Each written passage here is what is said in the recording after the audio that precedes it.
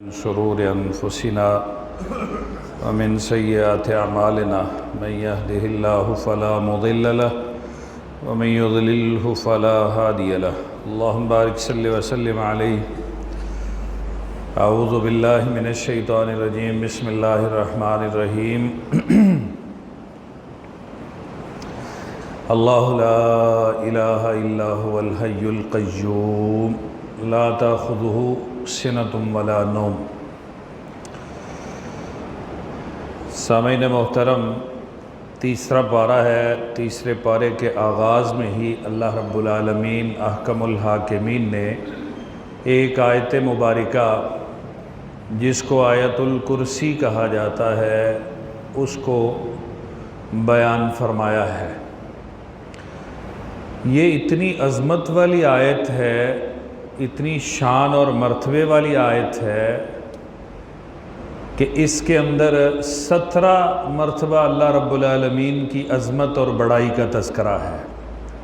اس کی شان یہ ہے کہ آپ صلی اللہ علیہ وسلم ارشاد فرماتے ہیں کہ جو مسلمان ہر نماز کے بعد اس کو اپنی روٹین بنا لے، اس کے اور جنت کے درمیان صرف موت رہ جاتی ہے.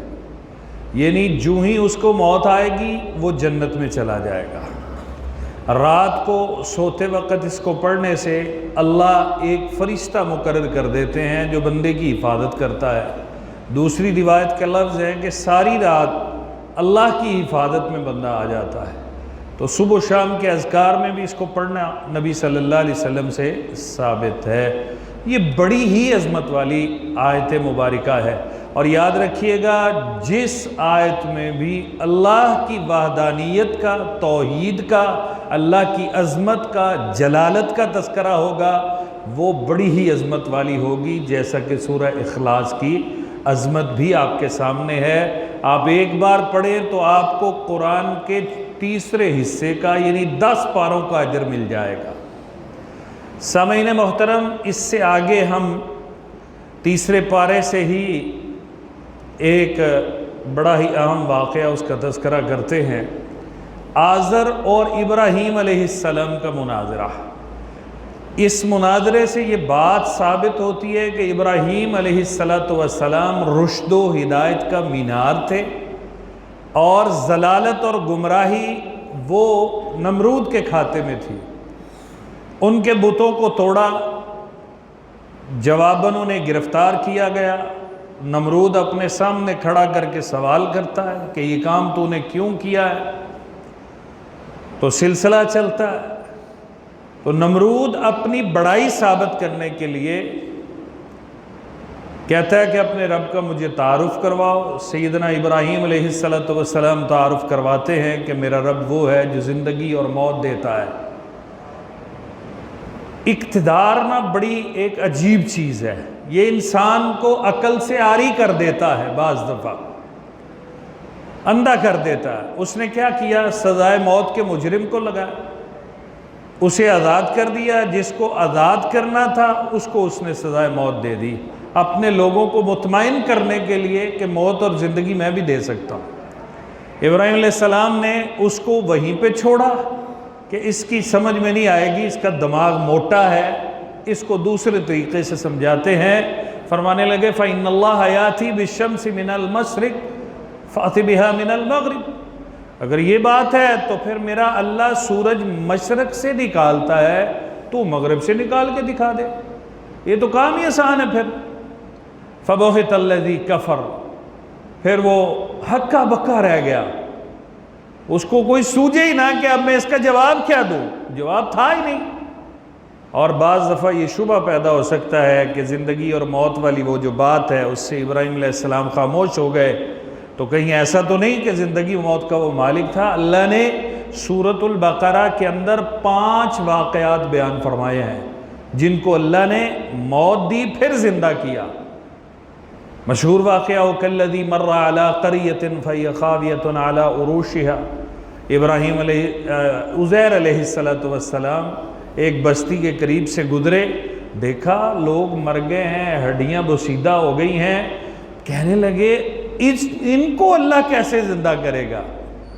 تو اللہ تعالیٰ نے ان کو موت دے دی، ان کی سواری کو بھی ان کی، اور 100 سال کے بعد میرے اللہ نے دوبارہ زندہ کیا، اور زندہ کرنے کے بعد میرا اللہ پوچھتا ہے کتنی دیر تک تم سوئے رہے موت کی نیند؟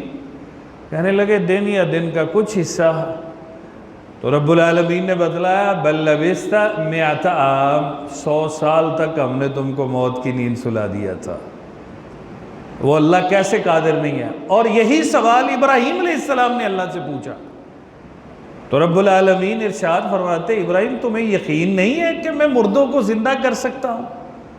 تو ابراہیم علیہ السلام فرمانے لگے یا اللہ مجھے کیسے یقین نہیں ہوگا، بس میں دل کی تسلی چاہتا ہوں۔ فرمایا 4 علیحدہ علیحدہ قسم کے جانور لو، یہ سورۃ البقرہ کے اندر واقعہ سارا بیان ہے، اور 3 پارے میں 4 جانوروں کو لو، ان کو اپنے ساتھ مانوس کر لو کہ تم آواز دو، وہ جانور، وہ پرندہ دوڑتا ہوا تمہارے پاس آ جائے، ان کو سکھا دو۔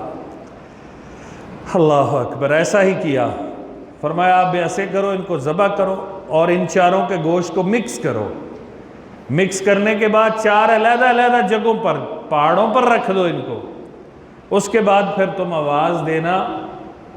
تو آواز دی ابراہیم علیہ السلام نے، جو گوشت کی بوٹیاں جس کی جہاں مکس ہو کے 4 جگہوں پر پڑی تھی وہاں سے اکٹھی ہو کر وہ زندہ ہو کر پرندہ سامنے آ گیا۔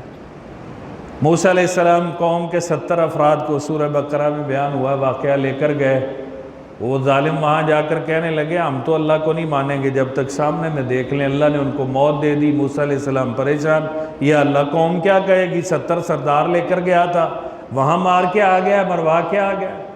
تو رب العالمین نے ان کو بھی زندہ کر دیا۔ اور یہ بقرہ والا واقعہ جس وجہ سے اس سورت کا نام ہی سورۃ البقرہ ہے، بھتیجے نے چچا کو قتل کیا، دشمنوں کے دروازے پہ ڈال دیا، تنازع حل نہیں ہو رہا تھا، اللہ رب العالمین کا حکم موسیٰ علیہ السلام سے پوچھنے لگے۔ موسیٰ علیہ السلام نے بتلایا کہ اللہ نے کہا ہے کہ ایک گائے ذبح کرو۔ اب قاتل خود ہی مدعی تھا، وہ کیسے ذبح کرتا؟ وہ سوال کرتا گیا، پابندیاں بڑھتی گئی، ہیلا کرتا گیا، اللہ کی طرف سے آزمائش بڑھتی گئی، حتیٰ کہ وہ گائے سونے کے برابر تول کر اسے خریدنی پڑی، اور اس نے اس کو ذبح کر کے جب اس کا ٹکڑا اپنے چچا کو لگایا وہ زندہ ہوا۔ اس نے بتایا کہ مجھے میرے بھتیجے نے قتل کیا ہے، پھر وہ موت کی نیند سو گیا۔ اللہ رب العالمین زندہ کرنے پر قادر ہے، اور وہ قیامت کے روز سب کو کرے گا، اول سے لے کر آخر جنوں انہیں سب زندہ کرے گا۔ سو میرے محترم بھائیوں، یہ واقعات ہماری نصیحت کے لیے ہے۔ اس کے بعد رب العالمین نے صدقہ کے بارے میں حکم دیا ہے، اور اللہ نے بڑی خوبصورت مثال سے سمجھایا ہے کہ جس طرح ایک نیکی 700 گنا تک بڑھتی ہے، جس طرح ایک دانہ ڈالتے ہو 7 بالیاں نکلتی ہیں، ہر بالی میں 100 دانہ ہوتا ہے، ایک جو تیلا بریک سا جو ہوتا ہے اس پر 7 سٹے، جو ایک دانے سے نکلا ہر سٹے میں 100 دانہ، 700 دانہ ایک دانے کے بدلے میرا اللہ جیسے تمہیں زمین سے اگا کے دیتا ہے، ایسے میرا اللہ تمہارے صدقے کو اپنے حضور جب قبول فرماتا ہے تم ایک دیتے ہو، اللہ 700 تمہیں دے دیتا ہے۔ اور صرف 700 ہی نہیں، واللہ یضاعف لمن یشاء۔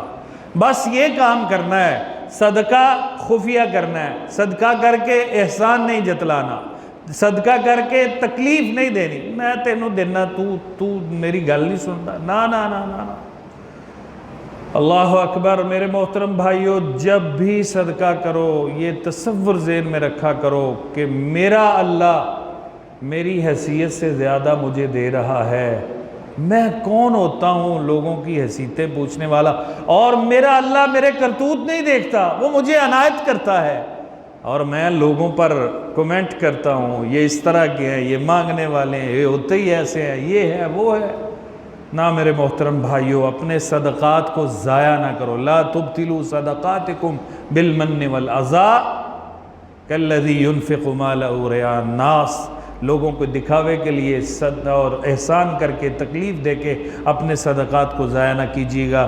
سورۃ البقرہ کی آخری 2 آیتیں بڑی عظمت کی حامل ہیں۔ نبی صلی اللہ علیہ وسلم نے ارشاد فرمایا من قرأ آیتین، جس بندے نے سورۃ البقرہ کی آخری 2 آیتیں رات سوتے وقت پڑھ لیں، کفتاہ، اس کو کافی ہو جائیں گے،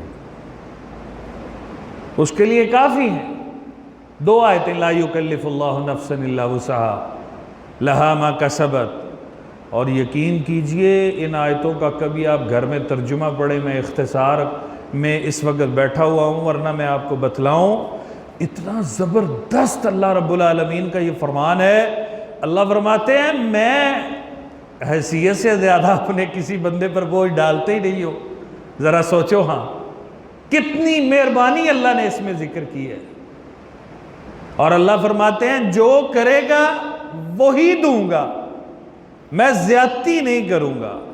ہاں اس میں معافی ہو سکتی ہے، جو اس کے جرائم ہے میں اپنی رحمت سے معاف کر سکتا ہوں، لیکن یہ نہیں ہوگا کہ کوئی جرم کیا نہیں اور اس کے کھاتے میں ڈال دیا، یا ایک جرم کیا اور 2 ڈال دیے، نیکی تو ایک کی 700 تک جائے گی نا، گناہ ایک کا ایک ہی رہے گا۔ یہ اللہ رب العالمین کا بہت بڑا احسان ہے۔